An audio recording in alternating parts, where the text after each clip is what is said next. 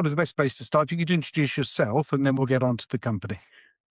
Okay, so my name is Breitholtz. I'm the founder and CEO of PaperShell. Tell us about how PaperShell came about, how you started it, what it is. All right, I've spent sort of, I think it's 15 or 20 years, as I'm clear. I don't know my age anymore, but as a material tech scout, hunting for advanced, innovative, and sustainable materials for sort of Fortune 500 companies. And PaperShell came as a result of a number of forces.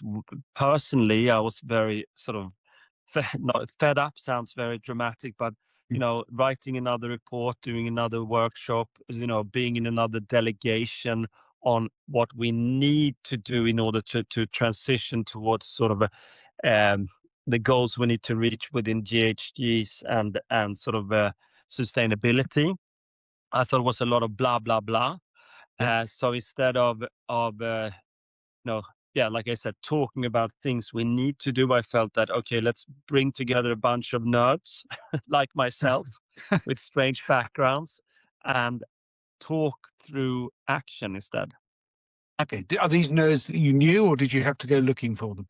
Both previous nerds and also new nerds. Excellent. Yeah, so nerds from the design side or from the science side or from the engineering side or finance side. Just it was a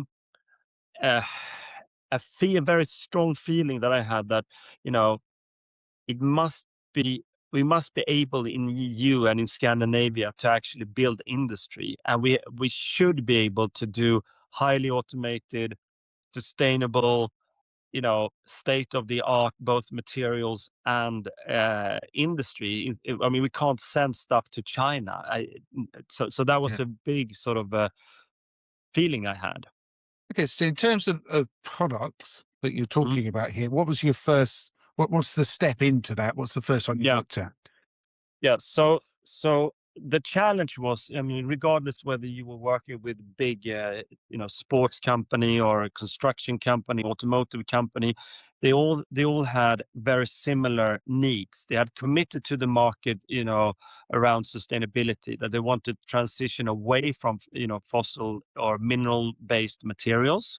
Mhm. Uh, they had gone out sort of on top management and said that we have committed to Agenda 2030 or you know whatever within sustainability, but they all encountered similar problems that you had either you found really cool materials made out of algae or I don't know, some advanced stuff, but the volumes weren't there, or it was greenwashing, that Mhm. people were saying that it was sustainable, but when you did sort of scratched on the surface, you realized that, wait a minute, is this really,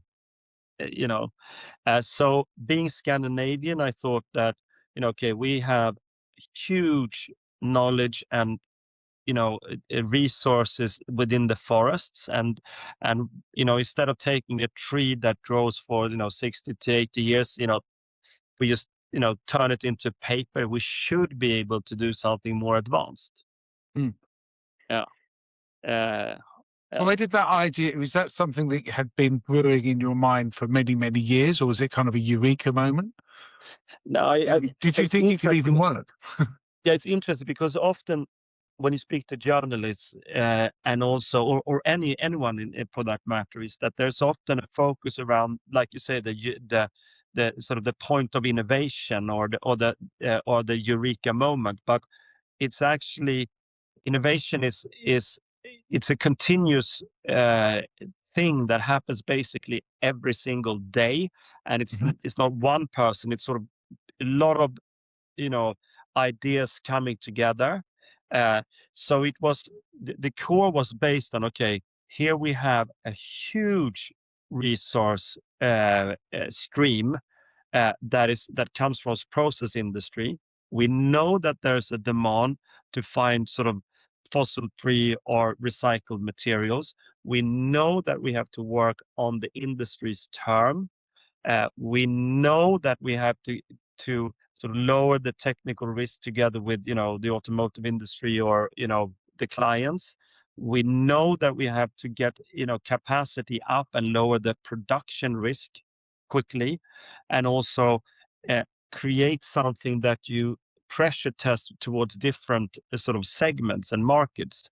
So it's been sort of the journey up to now has been, learning something every day, uh, uh, getting to know the material, and then working very close with the clients and also the research communities to figure out, like, how can we solve this.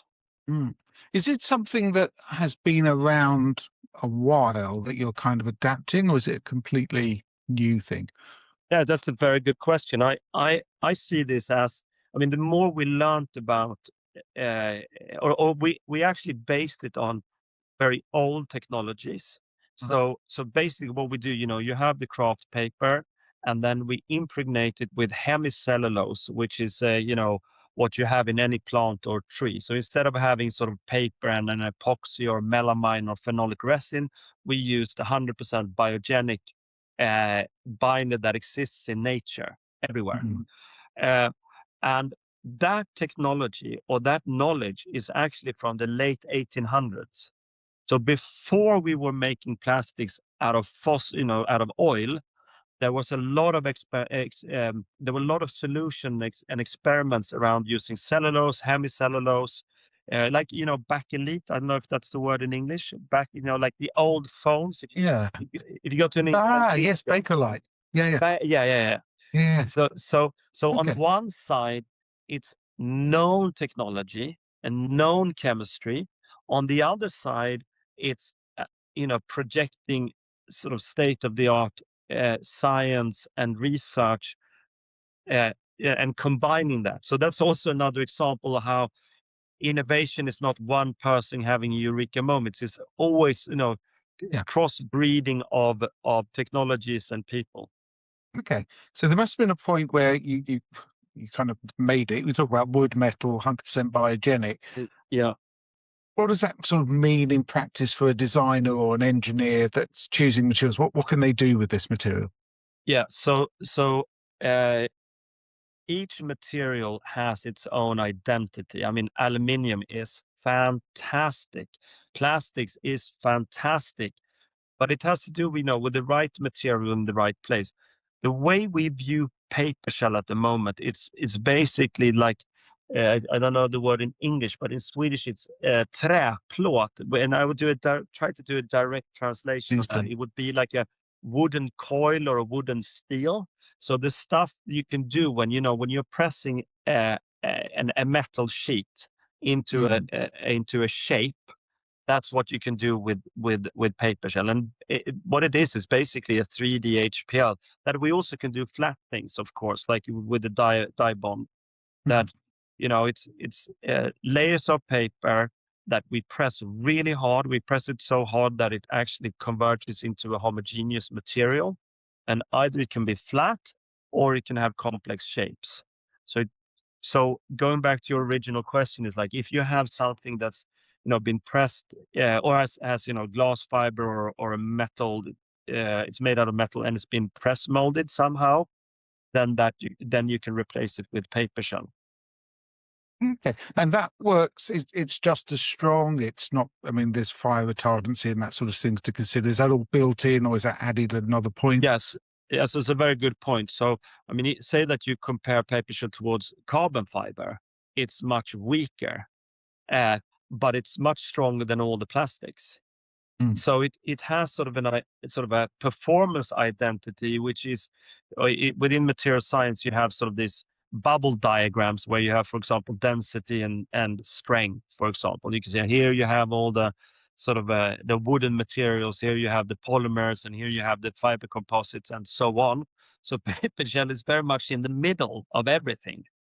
So it's this, quite diverse material in that sense. Mm. What about the outside of it? Do you coat Yeah. it with something? How does that work? Yeah. So the first presses we did, and also you can also elaborate on the word outside. So the first Yeah. thing that I did was that, or we did, was that we pressed the first tests, and then we just chucked it into a a dishwasher, and then into the freeze, and then we did that 50 times. Yeah. This is 2018, and then we weighed it and saw, I mean, paper, you think of it as something that would absorb water, right? Hydrophilic. But I couldn't detect an increase in weight. And then it became super interesting. But that was not the question you asked. It was, do you need to coat it? And the answer, we found out later was no. Uh, it if you have it outside, it doesn't absorb water like wood does because it's so dense, but it changes color, so it turns silver gray, like just like if you would have wood outside, it would turn silver gray, but it doesn't break down. It only breaks down on the surface. We actually tested that in a particle accelerator, the ones you have inside. Yeah. So there was one in Sweden. There's one in Sweden. So we tested how much does UV penetrate into the system. So that's also an example of nerdiness. Yeah. Yeah. Our magazine is focused on the sign print, wide format print world, which uses a lot of aluminium composite, various plastics, which is rather not. Is this a market you can see being relevant to it? And obviously, a lot of what we do is printing onto these products. So, can we print on PaperShell? Yeah. So I think it was like 2 years ago, 1.5 years ago, something like that. We got our first question around signage. So I mean, could you press a white surface on top of the brown that you have? We tested, and we had, there were challenges, sometimes it bled through, and but then we trimmed it down, and we realized, like, with the dye bond, that what they were hunting for was an alternative to dye bond. So you could have, instead of sort of the aluminium, and you have your PP or whatever the cord is, and then you have aluminium, and it's possible to create a flat panel that is printable. And so we've done quite a lot of testing around this, and it works quite well, actually. So, in terms of the benefit of that, though, how is it better than, say, aluminium's quite recyclable? It's not the worst product in the world. How would PaperShell be a better product than aluminium? Yeah. So first of all, I mean, you don't have any fossil carbon inside whatsoever. So it's 100% biogenic. I mean, so you have the binder that comes from the agri waste stream, and then you have the paper that comes from sort of from trees. So that's the starting point. And if we look at dye bond, for example, you have a mineral base, aluminium, that's mineral base, and it has a huge environmental impact. Even though you say sort of recycled aluminium, it's got low LCAs, it's still mined in the Amazons or in Australia, and then it's shipped to Iceland or Norway to create sort of aluminium. Then you have the core, which is, I think it is PP. You probably know better than I, but I think it's polypropylene. Yeah. And that's, of course, like a fossil-based plastic. I think, that there might also be recycling issues, because when you have a laminate consisting of two materials, you have to separate that. So my guess is that dye bond today is sent to incineration, or what they do is they burn away the plastics, and then they recycle the aluminium. I'm not certain about this, but that's my feeling, and I don't mean to sort of put down another brand here. We just ended up talking about this material as an example, so it's not my ambition to. I mean, it's a fantastic solution because it's very rigid and smart, but just to compare the two. I'll say other ACM panels are available. We'll leave it at that. So there are others. Yeah, in terms of the finish, if we go going down this line, I mean, obviously you still need that kind of very smooth, bright white finish. Is that something you can reproduce fairly cost effectively? So the first challenge was to sort of get a top layer that actually worked for printing. And then also, I mean, within signage, and I'm just speaking out of memory here because we work with a lot of different segments. But Yeah. this is what now that you're a signage media. Um, the second challenge was, if you send a board like that, you have to cut it into shape. Yep. And you have processes for this, that's been trimmed towards the sort of the normal substrates that you're using. So I know that they were testing, what kind of milling should the, could it be water jet and those kinds of things. But from speaking out of memory, I think they've solved those issues, and also they've also tested, like, instead of putting a top layer, sort of a white top layer, also, spray painting it, or solutions are on its way to the market. Okay, good. Because when there's also, you can mount graphics onto it. Exactly. Potentially, it's another. Yeah. You mentioned cutting and milling. I mean, that's something. If you cut this product, can it be? What happens to it? Is it just smooth like anything else, or Yeah. So is that there a was knack? actually one of I suppose? the first things that, when we cut the first test we did way back in, it's 8 years ago. We it behaved, when you press, complex geometries. Paper shouldn't work that way. You're not supposed to, do 3D shapes out of, or we can do it in origami, but then it's a single, it's not double curvature. And one of the things that happened was that the material actually merges together. So when you do a cross section, you cannot see the layers. So going back to your question, when you cut it, it has this sort of straight. See if I have a sample here. I mean, it looks very darkish. So here's the edge. Oh, nice. Yeah. Okay. Yeah. So you see it like this. So Yeah. it's a bit like, like the backlit. Mm, Yeah. good. Okay. Well, that makes sense. And presumably there would be, these machines come with all kinds of blades and what have you, but there'll be a blade for it that'll work quite happily. Exactly. Yeah. Okay. So the other question I suppose that I do have to ask is cost. I mean, it's difficult now because it's not full production, but once it's all up and running, how will it compare to a sheet of ACM? I take that then. So the tactics has been that, first of all, we teamed up with the automotive industry. We launched, furniture and sports equipment to get the message out. Like, what is this? Oh, they work with the automotive industry. Well, they have, they know what what they're doing. A chair, a famous Italian chair, you can sit in it. I can relate to it. What happens now with the Innovation Fund, and that's been the strategy, of course, is to, you play out on par or slightly above pricing, but when it comes with scaling, there's price competition. Sure. Yeah. Okay, so once it's all up and running, it's out there. You'll be competitive, and it'll be you wouldn't want to produce something that then is just priced too high to sit in the market. It'll fit. And then we won't make a change because we are quite, like I said, nerdy, mission, vision driven. And I mean, if we're going to make a change, then it has to, the performance has to be there, the aesthetics, and also the pricing, apart from the, the sustainability and circular economy dimensions. Brilliant. Now, the story that sort of drew my attention to you is about your EU funding, which you've just mentioned, the Innovation Fund. Do you want to tell us how that came about and what it means to you?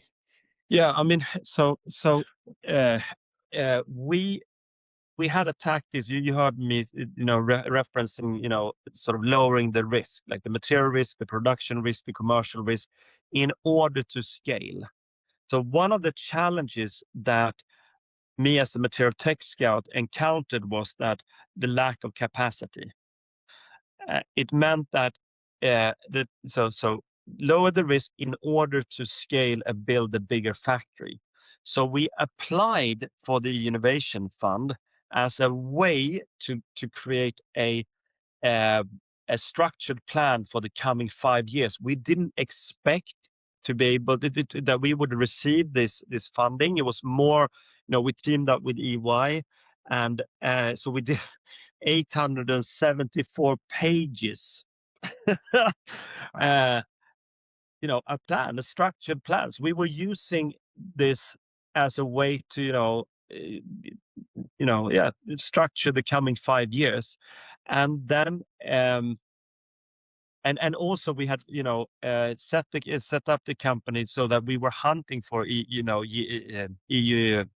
what's called EIB, European Investment Bank. So we were working with, with the institutes and so on, aiming for getting EU funding eventually. So to have a, you know, first hit, first try, first hit, or how you say it in English, uh, we were quite sort of surprised. Well, Uh, yeah. I mean, it's hugely encouraging, isn't it? But also, what a pressure. exactly. And, so it was in November. One of my colleagues, Maria, she's been in charge of this. She phoned me. She said, Anders, we got a letter from CINEA, that's the EU Innovation Fund.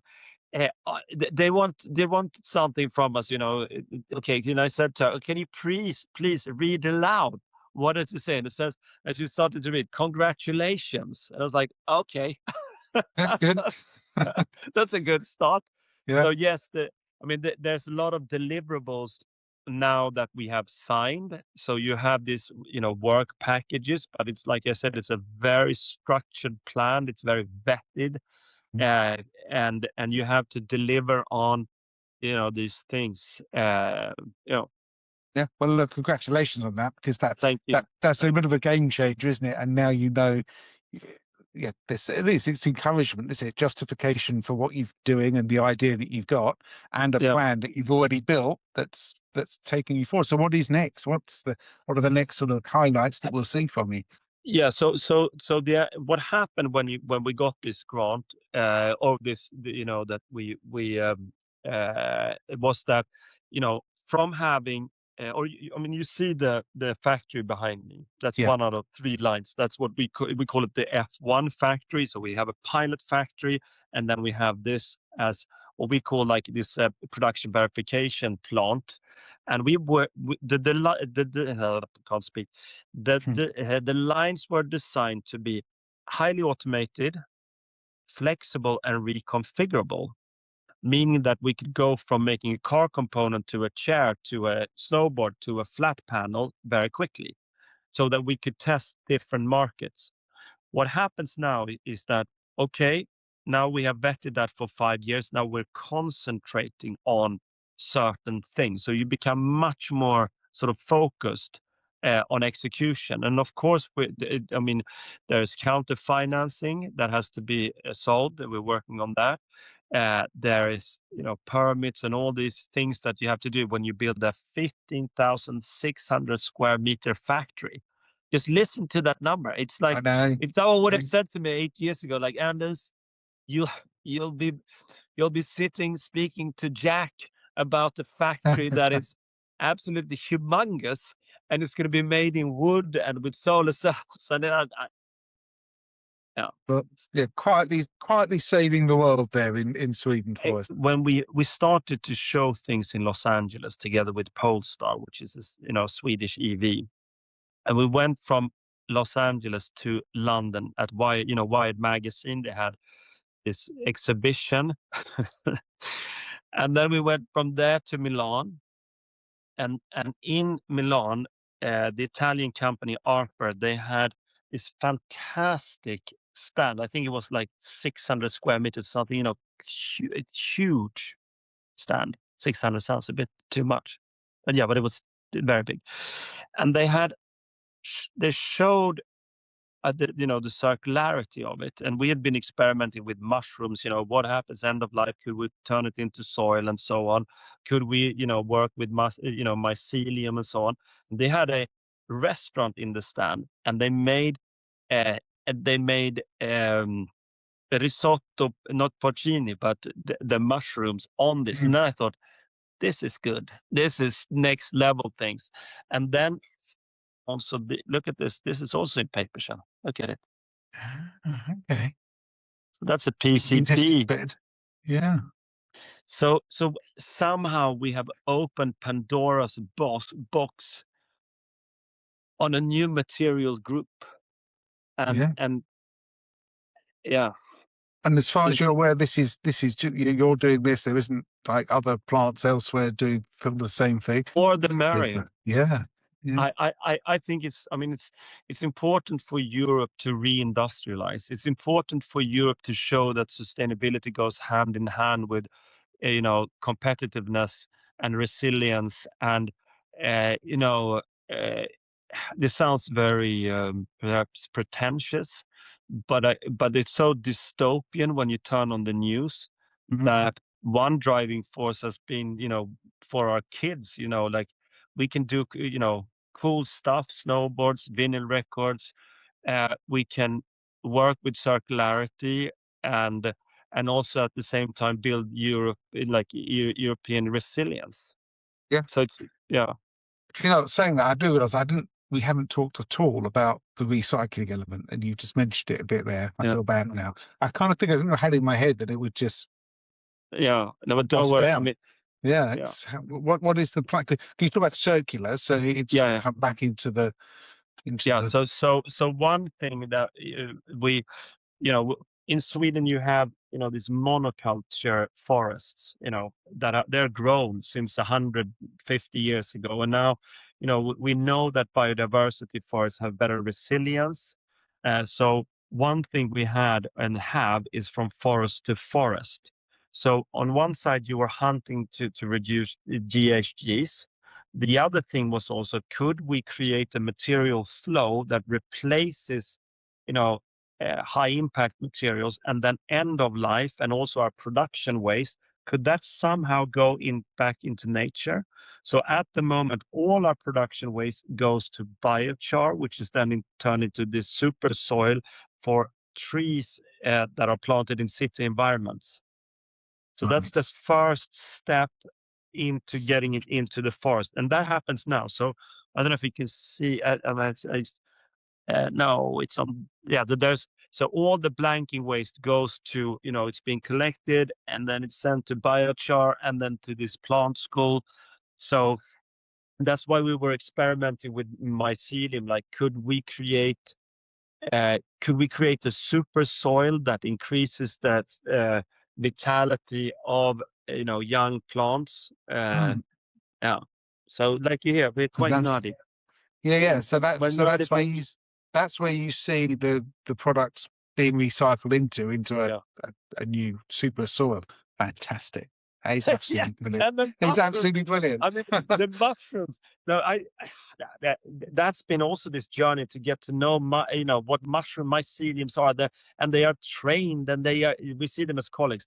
But one recycling thing is that if it's lost, that you can't loop it. It's recognized as wood, so it goes into the wood fraction at any recycling plant. Mm. Yeah, Right. I mean, I've a long relationship with trees, and they are all connected, whether through mycelium or whatever. I mean, and I feel like this is working alongside that. This is what you say. And yeah. you're using it, you're creating this product that we're going to use in cars or signs or whatever, but ultimately it's going to go back and replenish what it's taken away to a certain extent. Exactly. As a material tech scout, and I was, headquartered in New York, and you had, 8,000 of the most innovative, sustainable, and advanced materials on the planet in this this sort of gallery of materials. The more I worked with the materials, the more humble I became towards nature. That Right. you have 3.8 billion years of product development in nature. And the more you realize, the more you looked at nature, at insects, birds, trees, soils, you're like, okay, we are so far away as humans as being anywhere close to that intelligence. So so to work with mycelium, and to just scratch slightly on the surface of that intelligence is very I'm very thankful for having that opportunity. Fabulous. Lovely. It's such a great story. Thank you so much, Anders. I mean, it's Yeah. an exciting product, isn't it? I'm Yeah. really pleased. Lovely to see the story, and really appreciate your time talking to me and telling me all about it. Mm. And look forward to hearing more. Thank you Yeah. very much. Thank you.